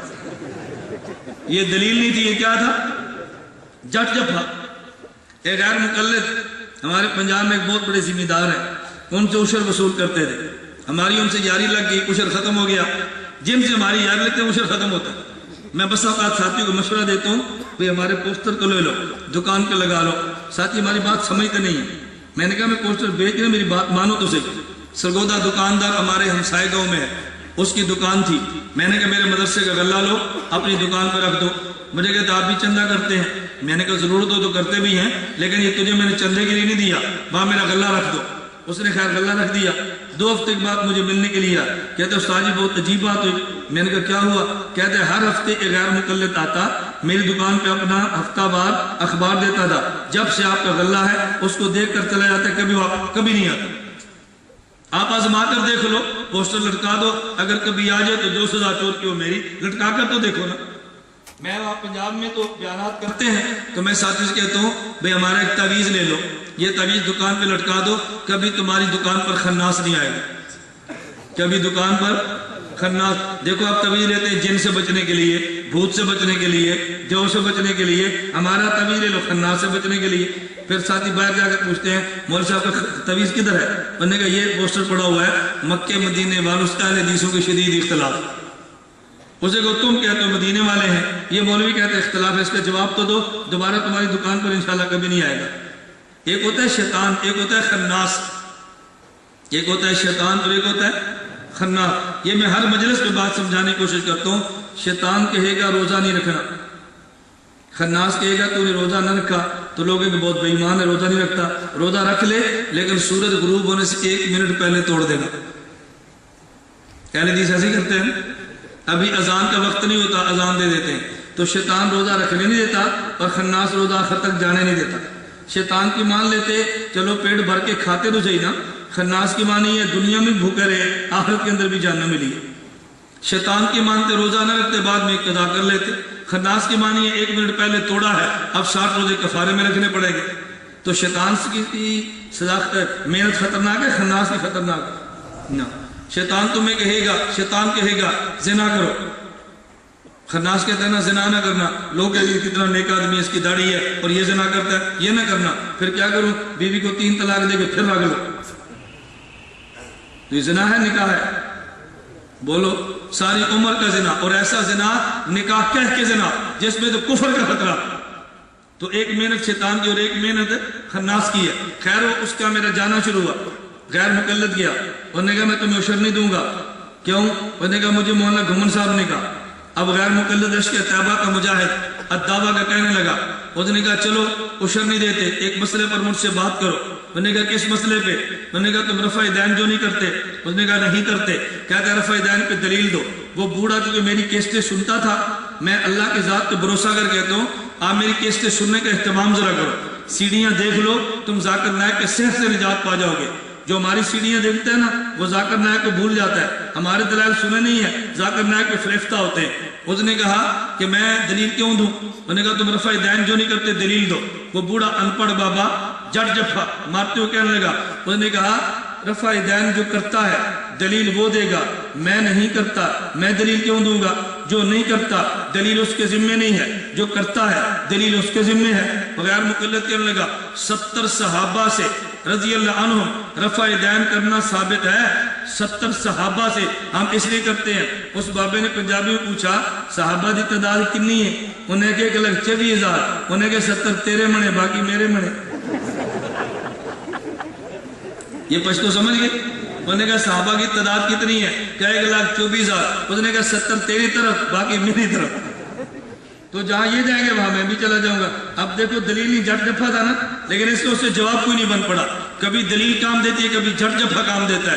میں خیر بتا یہ رہا تھا توجہ، مولانا عالم ضرور ہے لیکن مناظر نہیں ہے، عالم ہونا اور بات ہے، مناظر ہونا اور بات ہے۔ میں اس بابے کے یہاں چلا گیا، مجھے وہاں کے سادہ لے کر گئے، وہاں بات چل پڑی۔ مجھے بابا کہنے لگا عذاب و ثواب قبر نہیں مانتا۔ میں نے کیوں نہیں مانتا؟ کہتا ہے قرآن میں نہیں ہے۔ میں نے کہا قرآن میں موجود ہو تو مان لے گا؟ مجھے کہتا ہے جی مان لوں گا۔ میں نے کہا قرآن کریم میں ہے یثبت اللہ الذین آمنوا بالقول الثابت فی الحیات الدنیا وفی الآخرہ۔ اللہ فرماتے ہیں میں اہل ایمان کو کلمہ لا الہ الا اللہ محمد رسول اللہ کی وجہ سے دنیا میں بھی ثابت قدم رکھتا ہوں، قبر میں بھی ثابت قدم رکھوں گا۔ مجھے اس نے کہا آپ نے غلط ترجمہ کیا۔ میں نے کہا کیوں؟ کہتے ہیں آخرت کا لفظ ہے، یا تو قبر کا لفظ ہی نہیں ہے، آپ نے قبر ترجمہ کیسے کر دیا؟ میں نے کہا آخرت کسے کہتے ہیں؟ کہتے ہیں جی موت کے بعد آخرت ہے۔ میں نے کہا کب تک؟ کہتے ہیں حشر تک یہ آخرت، اس کے بعد آخرت ہے۔ میں نے کہا لفظ تجھ پہ نازل ہوا؟ کہتے ہیں نہیں۔ میں نے کہا کس پہ نازل ہوا؟ میرے اوپر۔ کہتے ہیں نہیں۔ میں نے کہا یہ آخرہ کا لفظ کس پہ نازل ہوا؟ کہتے ہیں اللہ کے نبی پہ۔ تو میں نے کہا جس نبی پہ اترا ہے اس نبی سے معنی پوچھ لیتے ہیں، اگر نبی یہاں پہ کا معنی قبر کرے تو بات میری ٹھیک ہے، اگر آخرہ کا معنی یہاں نبی حشر کرے تو بات تیری ٹھیک ہے۔ مجھے کہتا جی کیوں؟ میں نے کہا جب اترا لفظ نبی پہ ہے تو معنی نبی سے پوچھیں گے۔ میں نے کہا مثال دے تو بابا جی مجھے بتا امن کا معنی کیا ہے؟ کہتا جی امن کا معنی ماں ہے۔ میں نے کہا میں قرآن کی آیت پڑھتا ہوں، امن کا معنی ماں کر کے دکھا۔ کہتا جی کہاں پر؟ میں نے کہا قرآن کریم میں ہے فَأَمَّا مَنْ ثَقُلَتْ مَوَازِينُهُ فَهُوَ فِي عِيشَةٍ رَاضِيَةٍ وَأَمَّا مَنْ خَفَّتْ مَوَازِينُهُ فَأُمُّهُ هَاوِيَةٌ، جس کے گناہ زیادہ ہے اس کی ماں کا نام ہاویہ ہے۔ مجھے کہتے ہیں نہیں یہاں تو امن کا معنی ٹھکانہ ہے، اس کی ماں اس کا ٹھکانہ جہنم ہے۔ تو میں نے کہا تو کہتے امن کا معنی ماں ہے، ابھی تو نے امن کا معنی ٹھکانہ کیا تو پتا چلا ہمیشہ امن کا معنی ماں نہیں ہوتا۔ میں نے کہا تو نے ٹھکانہ کیا، میں قرآن کی آیت پڑھتا ہوں لفظ امن ہوگا اور معنی ٹھکانہ بھی نہیں ہوگا۔ کہتے ہیں کون سی آیت ہے؟ میں نے کہا قرآن کریم میں ہے وَالَّذِي أَنزَلَ عَلَيْكَ الْكِتَابَ مِنْهُ آيَاتٌ مُحْكَمَاتٌ هُنَّ أُمُّ الْكِتَابِ۔ قرآن کریم کہتا ہے کہ اس کا معنی ٹھکانہ کر۔ کہتے اس کا معنی یہ ہے اصل اور بنیاد یہ ہے۔ تو میں نے کہا پتا چلا کبھی امن کا معنی ماں ہے ام الصدیقہ، کبھی امن کا معنی ٹھکانہ ہے امہ حاویہ، کبھی امن کا معنی اصل ہے ہن ام الکتاب۔ امن میں ماں، امن کا معنی کہاں ماں کریں گے، کہاں ٹھکانہ کریں گے، کہاں یہ معنی کریں گے؟ میں نے کہا کون بتائے گا؟ کہتا ہے نبی بتائے گا۔ میں نے کہا مسئلہ حل ہو گیا کہ جب لفظ نبی پہ اترا ہے تو معنی بھی نبی کرے گا۔ یثبت اللہ الذین آمنوا بالقول الثابت فی الحیات الدنیا وفی الآخرہ۔ اگر آخرت کا معنی یا نبی حشر کرے تو میں مان لیتا ہوں، نبی قبر کرے تو تو مان لے۔ مجھے کہتا ہے جی بالکل ٹھیک ہے، اس کو لفظ حدیث سے چڑھتی۔ میں نے حدیث کی بات ہی نہیں کی، اس نے مولانا سے کہا مجھے قرآن سے پیش کرو، مولانا حدیث پڑھے۔ وہ کہتا ہے میں حدیث مانتے ہی نہیں ہو۔ میں نے لانا حدیث پہ تھا لیکن حدیث کے لفظ سے نہیں لانا تھا، اس کو حدیث کے لفظ سے چڑھتا تھا لیکن میں حدیث پہ لے آیا نا۔ میں نے کہا سنن بھی دوت میرے پاس موجود ہے۔ برا بن عازب رضی اللہ عنہ فرماتے ہیں کہ جب بندہ قبر میں جاتا ہے فرشتہ پوچھتا ہے من ربک من نبیک ما دینک، بتا تیرا رب کون ہے، تیرا نبی کون ہے، تیرا دین کیا ہے؟ وہ کہتا ہے ربی اللہ، میرا رب اللہ ہے، نبی جی محمد صلی اللہ علیہ وسلم، میرے نبی حضرت محمد ہے، دین الاسلام، میرا دین اسلام ہے۔ فینادی منادی من السماء، فرشتہ اعلان کرتا ہے افرشوا من الجنت، جنت کا بچھونا دو، البسوا من الجنہ، جنت کا لباس دے دو، وفتحوا الباب الی الجنہ، جنت کے دروازہ کھول دو، فیاتی من طیبہا وروحہا، جنت کی خوشبو ہوا اس کی جگہ پہ پہنچتی ہے۔ اللہ کے نبی نے فرمایا اور اگر پھر فرشتہ کہتے ہیں نم کنومت العروس، نم کنومت العروس، یہ سن ابی داؤد میں نہیں ہے لیکن دیگر روایات میں ہے کہ نم کنومت العروس، آج پہلی رات کی دلہن کی طرح سو جا، پہلی رات کی دلہن کی طرح۔ مجھے بیان کیا ایک مسئلہ میں پڑھا رہا تھا، طالب علم کی چٹ آئی پہلی رات دلہن سوتی بھی ہے، حدیث میں کیا نم کنومت پہلی رات کی دلہن کی طرح سو جا، تو چٹ آئی کیا پہلی رات دلہن سوتی بھی ہے؟ میں نے کہا سوتی ہے اپنا کام مکمل کر کے۔ میں ہنسانے کے لیے بات نہیں کرتا، میں تو لطیفہ کو مولوی نہیں ہوں۔ آپ میرے سینکڑوں بیان سن لیں، میرے بیان میں آپ کو لطیفے نہیں تو بےہودہ لطیفے تو بہت بات کی بات ہے۔ میں نے کہا دلہن سوتی ہے مگر اپنا کام مکمل کر کے۔ توجہ، فرشتے نے پوچھا مان ربک مان نبیک ما دینک، جب کام مکمل ہو گیا نم، اب سو، نہیں سمجھے؟ جیسے کام مکمل ہوا وہ سو گئی، اب کار مکمل ہے اب تو سو جا۔ توجہ، میں علماء کے لیے بات کہتا ہوں، توجہ رکھنا میری بات پہ۔ حضور یہ بھی فرما سکتے تھے نم سو جا، یہ کیوں فرمایا کنومت العروس سے دلہن کی طرح سو جا؟ یہ نبی نے اس کی نیند کو دلہن سے تشبیہ کیوں دی ہے؟ توجہ رکھنا، میرے نقطے پہ غور کرنا۔ حضور نے دلہن کے سونے سے تشبیہ کیوں دی ہے؟ ایک خاندان کی عورت کو تیرا دل کرتا ہے دیکھے، تو نہیں دیکھ سکتا، دل کرتا ہے میں بات کروں، نہیں بات کر سکتا، دل کرتا ہے میسج کروں، نہیں کر سکتا، دل کرتا ہے میں خط لکھوں، نہیں لکھ سکتا۔ توجہ رکھنا، تو معاشرے سے بھی ڈرتا ہے اور تو اللہ سے بھی ڈرتا ہے، میری دلیل پہ غور رکھنا، خدا سے بھی ڈرتا ہے اور معاشرے سے بھی ڈرتا ہے، لیکن وہی دلہن کلمہ نکاح کے ساتھ وہی لڑکی جس کو دیکھنے سے ڈرتا ہے، جس کو بات لکھنے سے ڈرتا ہے، میسج کرنے سے ڈرتا ہے، ٹیلی فون کرنے سے ڈرتا ہے، میں پکڑا جاؤں گا، معاشرہ مارے گا، نہ بھی پکڑا گیا خدا مارے گا۔ اگر وہ کلمہ نکاح کے ساتھ آ جائے تو جس کو دیکھنے سے ڈرتا تھا وہ تیری بغل میں ہے، تجھے کوئی ڈر نہیں ہے۔ قبر کی ظلمت سے تو ڈرتا تھا، قبر کے کیڑوں سے تو ڈرتا تھا، قبر کی خلوت سے تو ڈرتا تھا، صحیح کلمہ لا الہ الا اللہ سے آ جا، جس طرح وہ کلمہ نکاح سے آ جائے اس سے ڈر نہیں ہے، کلمہ لا الہ سے آ جا تجھے ڈر نہیں۔ نم کنومت العروس سے یہ مطلب ہے دلہن کی طرح سو جا کہ جس کو دیکھنے سے ڈرتا تھا صحیح کلمے سے آئی ہے اس کو بھی ڈر نہیں ہے، صحیح کلمے سے جا تجھے بھی ڈر نہیں۔ کو وجہ تشبیہ سمجھ آئی؟ اب آپ مجھے پوچھے کس کتاب میں ہے، میں کہوں گا اکابر کے صدقے میں، اکابر کی پاؤں کی جوتیوں میں۔ یہ میں تمہیں کیسے سمجھاؤں؟ میں طلبہ تخصص کو بار بار کہتا ہوں، جو میرے یہاں طلبہ آتے ہیں نا وہ بڑی بڑی کتابوں کا مطالعہ کرتے ہیں۔ میں نے کہا تم بڑی کتابوں کا مطالعہ کرو، میرے کمرے میں خطبات حکیم الامت پڑھی ہے۔ طلبہ کہتے ہیں کیوں؟ میں کہتا ہوں جو کچھ ان بڑی کتابوں میں ہے ان کا خلاصہ میرے مشائخ کی کتب میں موجود ہے، تم پڑھ کے تو دیکھو۔ حکیم الامت تھانوی سے کوئی پوچھتا کس کتاب کا مطالعہ کرتا ہے، تھانوی فرماتے میں کتب بینی کم کرتا ہوں، کتب بینی زیادہ کرتا ہوں۔ نہیں سمجھ؟ کتب کاف کتاب والا، کتابیں کم پڑھتا ہوں اور اکابر اور اختاب کو زیادہ دیکھتا ہوں۔ میں طلبہ سے کہتا ہوں کہ علم بہت حاصل کرو لیکن اکابر سے جڑ کے چلو، اکابر سے اختلاف کبھی نہ کرنا، دنیا میں ذلیل ہوگے موت کے بعد بھی ذلیل ہوگے۔ اپنے مشائخ کی پگڑیاں اچھالنا چھوڑ دو، دو لفظ بولنے کا راج ہے، دو کتابوں کا مطالعہ ہو جائے، سب سے پہلا حملہ اپنے بزرگوں پہ شروع کریں گے۔ اور بدبخت آدمی دنیا میں رافضی موجود ہے، مرزائی موجود ہے، منکرین حدیث موجود ہے، کتنے فتنے موجود ہیں، تیری زبان ان کے خلاف نہیں چلتی، جب بھی چلی اپنے خلاف چلی ہے۔ من عادی لی ولیا فقد آذنت بالحرب۔ اللہ سے ڈرو۔ خیر میں عرض کر رہا تھا، بات بہت لمبی ہوگی۔ نبی نمائندہ خدا ہے، بات ہے ذہن میں، بولو نا، نبی نمائندہ ہے۔ اگر خدا کے الفاظ چاہیے تو بھی نبی سے، الفاظ کا معنی چاہیے تو بھی نبی سے۔ آج جھگڑا ہی یہ ہے، ادھر قادیان والے نے کہا لفظ نبی سے، معنی قادیان کا۔ غلام احمد پرویز کہتا ہے لفظ مدینے والے سے لیں گے، معنی لاہور سے لیں گے۔ ذاکر نائک کہتا ہے لفظ مدینے سے لیں گے، معنی بمبئی سے لیں گے۔ دیوبند والے کہتے ہیں لفظ بھی مدینے والے سے لیں گے اور معنی بھی مدینے والے سے لیں گے۔ اللہ مجھے اور آپ کو دیوبندیت کو سمجھنے کی توفیق عطا فرمائے اور اکابر کے نقش قدم پر چلنے کی توفیق عطا فرمائے۔ وآخر دعوانا ان الحمدللہ رب العالمین۔ میں نے ایک موضوع بڑی مختصر سی بات کی ہے، اللہ توفیق دے دے پھر صحیح۔ تمہیں دیکھو کتنی سردی لگ رہی ہے، ہمیں کوئی سردی آپ کو نظر آ رہی ہے؟ دیکھو میں صبح سے ایسے پھر رہا ہوں، یہ نہیں کہ مجھے بیان نے گرم کیا، ہم ویسے ہی گرم ہیں۔ دیکھ لو کہ آپ نے گرمی محسوس کی ہو، کوئی تصنع ہو، کوئی تکلف، کوئی بناوٹ، کچھ بھی نہیں ہے۔ اللہ کا بڑا شکر ہے۔ میرا کل جامعہ نعمانیہ بڑا میرے صبح بیان تھا، ایک طالب علم ایسے اٹھا چادر لے کر آیا بڑے شوق سے دینے کے لیے۔ میں نے کہا میرے پاس 2 انگیٹھیاں، مجھے سردی نہیں لگتی۔ وہ نہیں سمجھا، استاد سمجھے، مولوی بھی نہیں سمجھے، تم بھی نہیں سمجھے۔ میں نے کہا میرے پاس 2 انگیٹھیاں، آپ تو سمجھ گئے مفتی صاحب۔ چلیں سنیں یار، ڈاکٹر ذاکر نائک کے بارے میں کچھ تفصیل سے بما دلائل و جوابات بات ہو جائے۔ میں نے بات عرض کر دی ہے کہ ذاکر نائک قرآن کا معنی خود کرتا ہے اور نہایت غلط کرتا ہے، مسئلے خود بتاتا ہے، نہایت غلط بتاتا ہے۔ ذاکر نائک یہ بات کہتا ہے کہ صدیق حضرت عمر بن خطاب رضی اللہ تعالی عنہ نے 3 طلاق کے 1 ہونے کا فتویٰ، حضرت عمر بن خطاب نے 3 طلاق کے 3 ہونے کا فتویٰ دیا تھا۔ ہم عمر بن خطاب کی تحقیقات کو احادیث کی روشنی میں دیکھیں گے، اگر ٹھیک ہوئی تو مان لیں گے، نہ ٹھیک ہوئی تو نہیں مانیں گے۔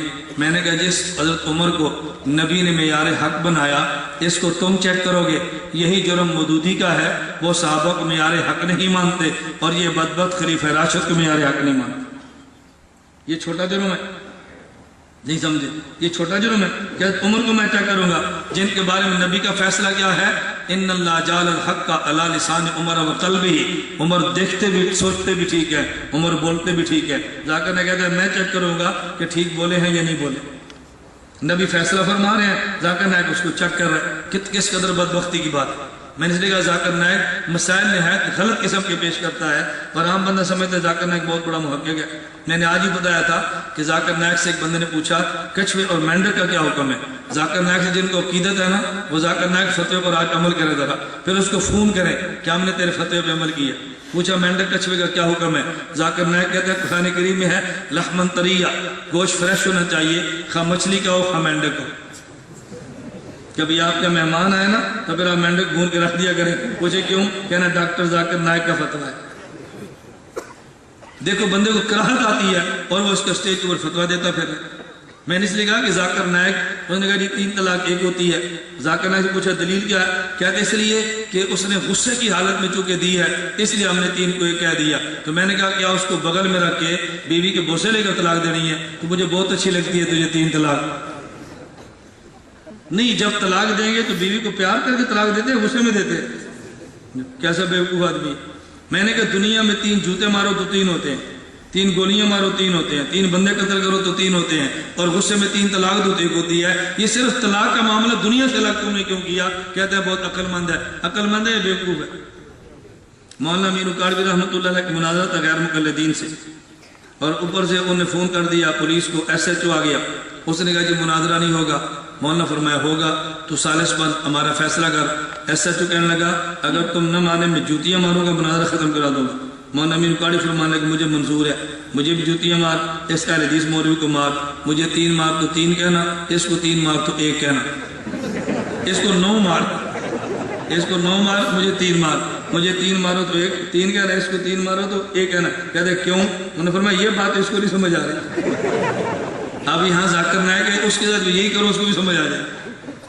کہتے ہیں عقل مند ہے، بتاؤ عقل مند ہے بیوقوف ہے؟ اس لیے میرا کرک والوں کو مشورہ ہے، اگر آپ نے مسئلہ پوچھنا ہو لفافے میں بند کریں اور دارالفتہ بھجوا دیں، یہاں کرک میں کسی مدرسے میں، یا کون کون دارالفتہ مجھے نہیں پتا، یہاں بھجوا دیں، اور جب آپ نے پیشاب پخانہ چیک کرنا ہو اس کو تھیلی میں ڈالیں اور بمبئی بھجوا دیں، کیونکہ ذاکر نائک مفتی نہیں ہے، MBBS ڈاکٹر ہے، PhD ڈاکٹر نہیں ہے، MBBS ڈاکٹر ہے۔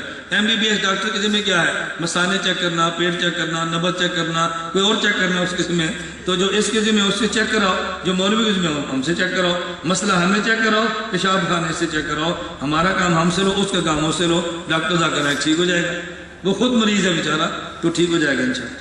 مولانا فضل الرحمان اور تمام سیاسی علماء کو علماء سو کہنے والے کا حکم کیا ہے؟ حکم اور سے نہ پوچھا کریں، ہم جمعیت کے حضرات کو اپنا قائد سمجھتے ہیں، اور خدا گواہ ہے میری دیکھیں بات ویڈیو پر ریکارڈ ہو رہی ہے، اور چند دیر بعد اس سے نیٹ پہ چڑھ کے پوری دنیا میں چلے جائیں۔ یہ جو بیان یہاں ہو رہا ہے نا، اس بیان نے پوری دنیا میں چلے جانا، یہاں کرک میں نہیں رہنا۔ ہمارا میڈیا، آپ hanafmedia.com ذرا نیٹ پہ جا کے دیکھیں، پھر اندازہ کو ہمارا میڈیا سروس کتنا تیز ہے۔ الحمدللہ میں کہتا ہوں جمعیت علماء اسلام ہم سب دینی اور سیاسی دیوبندی جماعتوں کے لیے ماں کی حیثیت رکھتی ہے۔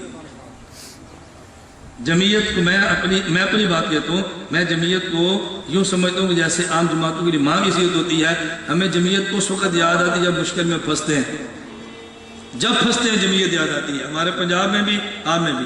اب میں ساری مثالیں دوں گا تو بعض یہاں جہالے بیٹھے ہوں گے، وہ غلط میسج نقل کر دیں گے کہ مولانا نے یہ بات کی ہے، جب بھی ضرورت پڑی ہے۔ گزشتہ سال ربیع الاول میں فیصل آباد بہت بڑا حملہ ہوا، مولانا ضیاء القاسمی رحمۃ اللہ علیہ کی لائبریری کو جلایا، گھر کو جلایا، قبر کو جوتے مارے، سب کچھ ہوا۔ مولانا زید محمود مولانا قاسمی کے بیٹے پہ پرچہ ہوا، وہ جیل میں چلے گئے۔ اب کون کام آئے؟ مولانا فضل الرحمان۔ لال مسجد کا قضیہ پیش آیا، جامع فریدیہ بند ہو گیا، پھر کون کام آیا؟ مولانا فضل الرحمان صاحب۔ مولانا آدم طارق شاہ شہید رحمۃ ہڑتال کی جیل میں، ہڑتال 40ویں دن میں داخل ہو گئی تو کام کون آیا؟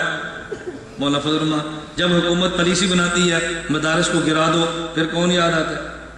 جب حالات ٹھیک ہو گئے، بے دین ہے، سیاستدان ہے، شریعت کا پتہ ہی نہیں ہے، گٹھ جوڑ کیا ہوا ہے۔ جب کام نکل گیا تو گٹھ جوڑ ہے، اور جب کام پڑ گیا پھر وہاں دوڑ جاتے ہیں۔ یا تو پھر آخر تک لڑو نا، مرو تب بھی نہ جاؤ۔ اور میں نے 7 سال جیل کاٹی ہے، 7 سال جیل میں ایک بار بھی پورے ملک میں کوئی جمعیت کا بندہ نہیں کہہ سکتا کہ میں نے کبھی سفارش کرائی ہو، کبھی تعاون کیا ہو، لیکن گیت پھر بھی جمعیت کے کرتا۔ آج تک کوئی بندہ نہیں کہہ سکتا کہ میں نے 1 ٹکے کا کبھی تعاون مانگا ہو، چونکہ ہم تعاون کے لیے ساتھ نہیں ہیں، ہم اپنی دینی ضرورت سمجھ کے ساتھ دیتے ہیں، ہمارا حق بنتا ہے ساتھ دیں۔ مولانا ملے تو ٹھیک، نہ ملے تو ٹھیک۔ میں باضابطہ آج تک مولانا سے کبھی باضابطہ نہیں ملا، جلسوں میں اکٹھے ہو گئے تو مل لیا، مصافہ ہو گیا تو مل لیا، باضابطہ کبھی نہیں ملا۔ کیوں؟ ہمیں ضرورت پڑے تو پھر ملے نا، خام خواہ بڑوں کو تنگ نہیں کرنا چاہیے کبھی بھی۔ میں کبھی کسی بڑے کے چلا جاؤں، وہ سوئے پڑے ہو کسی کے بھی، میں کہتا ہوں مت اٹھاؤ بھائی، جب اٹھے گا تو میرا سلام دے دینا اور کہنا ملنے کے لیے آیا تھا، چلا گیا، اتنی سی بات۔ اور ہم تو رگڑ دیں، پہلے مصافہ، پھر مان کا، پھر 1 بار نہیں 2 بار، پریشان کرتے ہیں۔ اور میں پھر بھی بیٹھتا ہوں، ساتھی مجھے کہتے ہیں میں بیٹھو، ان سب کو مصافحہ کرنے دو، یہ نہ بدلے، ہم تو بدل جائیں گے۔ اللہ میں سمجھ عطا فرمائے، اپنے اکابر کے بارے میں ایسی باتیں نہ فرمایا کریں، یہ زیب نہیں دیتا۔ خدا گواہ ہے جس مقام پر مولانا بیٹھے ہیں نا، اس منصب پر آپ ہوتے تو پتہ نہیں کب سے بک جاتے۔ 2 ٹکے کی رشوت پہ ہم بکتے ہیں، 2 ٹکے پر۔ شناختی کارڈ بننا ہے جی، مہینے بعد بنے گا، کچھ پیسے دیتے ہیں جلدی بنا دو، ہم اس پر ہی بک جاتے ہیں۔ پاسپورٹ بننا ہے ہفتہ لگے گا، جلدی نہیں ہو سکتا، پیسے لگیں گے، لے لو جلدی بنا دو، ہم اس میں بک جاتے ہیں۔ اور مولانا فضل الرحمان صاحب کو دیکھو، ان کے خلاف بولنا بہت آسان ہے، لیکن ثبوت کوئی نہیں مہیا کر سکتے۔ بولنے والے تو ہمیں بھی نہیں معاف کرتے، ہر کسی کے خلاف بولتے ہیں۔ پینٹ اور ٹائی میں نماز پڑھنا کیسا ہے؟ خلاف سنت ہے۔ بعد دعا صلاۃ الجنازہ تیجا چلے سنو دعا بعد صلاۃ وضاحت فرمائیں۔ تو آپ وہ مسئلے پوچھیں جس کے لیے میں آیا ہوں، بریلیوں اور پھر رکھیں، اس کو بعد میں رکھ لیں گے انشاءاللہ۔ ذاکر نائک عقیدہ میں نے بتا دیا، بے ایمان آدمی ہے۔ حضور صلی اللہ علیہ وسلم کا نسب مبارک آدم السلام تک بیان کرتا ہے، تفسیر مظہری پڑھنا ہی غلط ہے۔ آپ کی کیا تحقیق ہے؟ میری اس پر کوئی تحقیق نہیں ہے، میں اس پہ سکوت ہی کرتا ہوں۔ جب حضور نے خود فرمایا اسرائیلیات کے بارے میں سکوت کرو تو پھر سکوت ہی بہتر ہے، تحقیق ضرور کر رہی ہے۔ حضور نے فرمایا نا کہ لا نکذب ولا نصدق، اتنی سی بات ہے۔ تو جب حضور فرمائے اسرائیلیات پہ خاموش ہو جاؤ، آپ اس پہ تحقیق کر کے کون سے شریک کارنامہ سر انجام دیں گے؟ آپ حضور کے نام یاد رکھ لو، ظاہری متحرات کے رکھو، بولو بھائی راشدین کے رکھو۔ فکر شاہ ولی اللہ کے بارے میں کچھ بتاؤ، آج کل بہت زیادہ پھیل رہی ہے۔ ان کا تو ہمارے وفاق المدارس کے کعبے نے بائیکاٹ کر دیا ہے، جس کو مشائخ ہی فارغ کر دیں اس کے بارے میں کیا رائے دے دیں؟ دو کتابیں اس پہ پڑھیں، ایک عمر فاروق مصنف ہے جامعۃ الرشید سے چھپی ہے ان کے بارے میں، اور ایک مولانا سرفراز خان صفدر رحمۃ اللہ کے بیٹے عبداللہ خان بشیر صاحب لکھی ہے، دونوں کا مطالعہ فرمائیں۔ مودودی کے بارے میں تھوڑا تفسیر فرمائیں، تفسیر بھی اور تھوڑی بھی یہ دو باتیں جمع نہیں ہوتی، تھوڑے کو جمال کہتے ہیں تفسیر۔ میں نے تو آپ سے کہہ دیا کہ مودودی ملحد اور بے دین آدمی تھا، اس سے بچنا بہت ضروری ہے۔ مودودی اتنا بڑا جاہل تھا، اس کو بسم اللہ الرحمن الرحیم کی تفسیر کرنا بھی نہیں آتی۔ اگر کوئی بندہ یا ایسا بیٹھا ہو جس کے گھر میں تفہیم القرآن موجود ہو، وہ جا کر دیکھے۔ مودودی صاحب نے بسم اللہ کی تفسیر کی ہے، بسم اللہ الرحمن الرحیم، کہتے ہیں الرحمن کا معنی بہت رحم کرنے والا، الرحیم کا کوئی معنی نہیں ہے، صرف رحمان میں مبالغہ پیدا کرنے کے لیے اللہ نے ذکر فرمایا۔ اور یہ الرحمن رحیم ایسے ہی ہے جیسے ہم کہتے ہیں لمبا تڑنگا، ہنسو مت، جیسے کیا کہتے ہیں لمبا، کہتے ہیں تڑنگا کا معنی نہیں ہے، لیکن لمبائی کی لمبائی میں مبالغہ بیان کرنے کے لیے تڑنگا کہتے ہیں۔ کالا شاہ کہتے ہیں شاہ کا معنی نہیں ہے، لیکن کالے کی سیاہی میں مبالغہ پیدا کرنے کے لیے ساتھ شاہ کہتے ہیں۔ کہتے ہیں اس رحیم کا معنی نہیں ہے، الرحمان کے رحمانیت میں مبالغہ بیان کر رحیم لائے ہیں، یہ مودودی کا علم ہے۔ اور ہمارے قابل کیا کہتے ہیں؟ بسم اللہ الرحیم، بے حد مہربان نہایت رحم والا ہے۔ کیا کہتے ہیں؟ بے حد نہایت رحم والا ہے۔ بے حد کا معنی اور ہے، نہایت کا معنی اور ہے۔ بے حد کا معنی اور ہے، نہایت کا معنی اور ہے۔ رحمان کا معنی الگ ہے، رحیم کا معنی الگ ہے، دونوں کے معنی میں اردو میں فرق ہی ہے۔ بے حد مہربان اور نہایت رحم کرنے والا ہے۔ نہایت کا معنی ہوتا ہے کامل الرحم، اور یہ آخرت میں ہوگا، تام الرحمہ آخرت میں ہوگا، اور اس کا مطلب عام الرحمہ، جس کی رحمت ہر کسی کو شامل ہو، یہ دنیا میں ہے۔ اس لیے کہتے ہیں اللہ کے بارے میں رحیم فی دنیا رحمان فی الآخرہ، اللہ وہاں رحمان اور یہاں رحیم۔ اس لیے عبد الرحیم کو رحیم کہہ سکتے ہیں، عبد الرحمان کو رحمان نہیں کہہ سکتے۔ رحمان خدا کے ساتھ خاص ہے، اور رحیم غیر اللہ کا بھی قرآن میں استعمال ہوا ہے، رؤوف بالمؤمنین رؤوف الرحیم۔ چلے خیر یہ تو علمی باعث ہے، میں نے کہا جس کو بسم اللہ کا ترجمہ بھی نہ آتا ہو اس کے بارے میں کون مفسر مانے گا؟ اس لیے مودودی ایسا شاطر آدمی تھا، اس نے یہ نہیں کہا میں نے قرآن کا ترجمہ کیا ہے، کہتا ہے میں نے قرآن کی ترجمانی کی ہے۔ آپ مقدمہ پڑھ لیں، کیا کہتے ہیں؟ قرآن کریم کی ترجمانی بھی تو غلطیاں ہوتی رہتی ہیں نا، میں اردو بیان کروں، پشتو والا ترجمانی کر رہا ہے تو بہت ساری باتیں غلط بھی کیا جائے گا۔ جہاد اس وقت فرض عین ہے یا نہیں؟ میں خود جہاد نہیں کرتا، تو مجھ سے آپ نے کیا مسئلہ پوچھنا؟ بے عمل بندے سے مسئلہ نہ پوچھو، بعمل بندے سے مسئلہ پوچھو۔ روح اور نور کی حقیقت، الرحمن استوا سے حقیقت واضح فرمائے۔ یہ اتنی علمی مباحث ہے جو عوامی نہیں ہے، میں انشاءاللہ پھر کبھی آپ کے حاضر ہوں گا تو طلبہ اس میں شرکت فرمائیں، استوا کی بحث پڑھیں۔ ہمارے ہاں دورہ حدیث کے فارغ التحصیل علماء کی 1 سالہ تخصص ہے، اس میں استوا علی العرش کی بحث اور صفات کی بحث میں خود پڑھاتا ہوں، اور میری پوری لکھی لکھائی بحث القواعد فی العقائد کے نام پہ آپ کو مکالک صورت میں مل جائے گی۔ اس پر میں نے بحمدللہ بڑا مفصل کام کیا ہے، اور وہ درج ہے، عوامی بحث اس لیے نفع نہیں ہے۔ آپ جو پڑھنا چاہیں آپ تشریف لائیں۔ امام ابو حنیفہ رحمۃ اللہ علیہ غلام ہے، ہم ایک کی تقلید کیوں کرتے ہیں؟ امام ابو حنیفہ رحمۃ اللہ غلام ہے تو ہم ایک غلام کی تقلید کیوں کرتے ہیں؟ امام ابو حنیفہ کس نے کہا تمہیں غلام ہے؟ آزاد ماں کا آزاد بیٹا ہے، غلام تو تم ہو، انگریزوں نے تمہیں نام اہل حدیث دیا ہے، غلاموں امام کو غلام کیوں کہتے ہو؟ میری ایک کتاب آپ دیکھ لیں، فرقہ اہل حدیث پاک و ہند کا تحقیقی جائزہ، صرف ایک کتاب واحد پڑھی ہے، آپ ایک کتاب سے اندازہ کریں گے، اور بحمدللہ تعالیٰ اتنی جامع کتاب ہے، اس سے زیادہ جامع غیر مقلدیت کی معلومات آپ کو کہیں نہیں ملیں۔ میں نے اس کتاب کے آخر میں 325 کتاب کی فہرست دی ہے جو ہمارے کعبے کے خلاف لکھی۔ فرقہ بریلیت پاک و ہند کا تحقیقی جائزہ، وہ کتاب بھی آ گئی ہے، اور اس کے آخر میں پوری فہرست دی ہے ہمارے اکابر میں کن کن نے علمی کام بریلیت کے خلاف کیا. یہ تو خود غلام ہے. ان پہلے حدیثوں کا نام کس نے دیا تھا؟ انگریز نے دیا. تبلیغی جماعت کے بارے میں کیا خیال ہے؟ تبلیغی جماعت علماء دیوبند کا مذہبی بین الاقوامی سب سے مضبوط نیٹ ورک ہے. ہم قدر بھی کرتے ہیں، تبلیغ کے ساتھ وقت بھی لگاتے ہیں، اور کوشش کرو وقت لگایا کرو. نہ جا سکے تو کم از کم تنقید نہ کیا کرو. بس جمعیت بھی ہماری ہے، تبلیغی جماعت بھی ہماری ہے. بس میں تبلیغ والوں سے گزارش کرتا ہوں کہ جن دنوں میں الیکشن ہو ان دنوں میں اپنا ووٹ ہمیں دیا. صحیح ہے نا؟ اب رائے ون کے جس دن میں رائے ون کا اجتماع ہے، 20 اجتماع اور بھی ہوں تو ہم کہاں جاتے ہیں؟ جب ہم آپ کو اپنا سمجھتے ہیں، آپ بھی ہمیں اپنا سمجھ. تھوڑی سی شفقت فرماؤ. کچھ کمی بیشی ہو جاتی ہے لیکن اس میں دیانتداری سے کام لو. اور سچی بات ہے کہ علماء کا اسمبلی میں جانا بہت ضروری ہے. اس پر شفقت فرماؤ، کچھ کمیاں کوتاہیاں درگزر کیا کرو. امام تو بہت عبداللہ مبارک فرمائے، صرف یہ 4 خاص کیوں ہیں؟ یہ چاروں کی فقہ اللہ کو پسند کہ اللہ نے چلا دی ہے. کوئی کام کی چٹ لکھو جو بڑی علمی ہو. تکمیل، تمکین، تدویر، تطہیر کا معنی بیان کرو، رہ گیا پھر کبھی دوبارہ سے یہ نہیں. میں نے کہا دین مکمل حضور نے فرمایا، اور دین کو جگہ صحابہ نے دی ہے. دین کو لکھا ابو حنیفہ رحمۃ اللہ علیہ نے، اور دین میں جو فتنے آئے ان سے دین کو پاک علماء دیوبند نے کیا. قادیانیوں کے بارے میں میرے رشتہ دار ہیں. قادیان سے رشتہ داری کرنا بہت بڑا جرم ہے. قادیانیوں کو تو ہم بھی کافر کہتے ہیں، پاکستان کی اسمبلی میں بھی کافر کہہ دیا.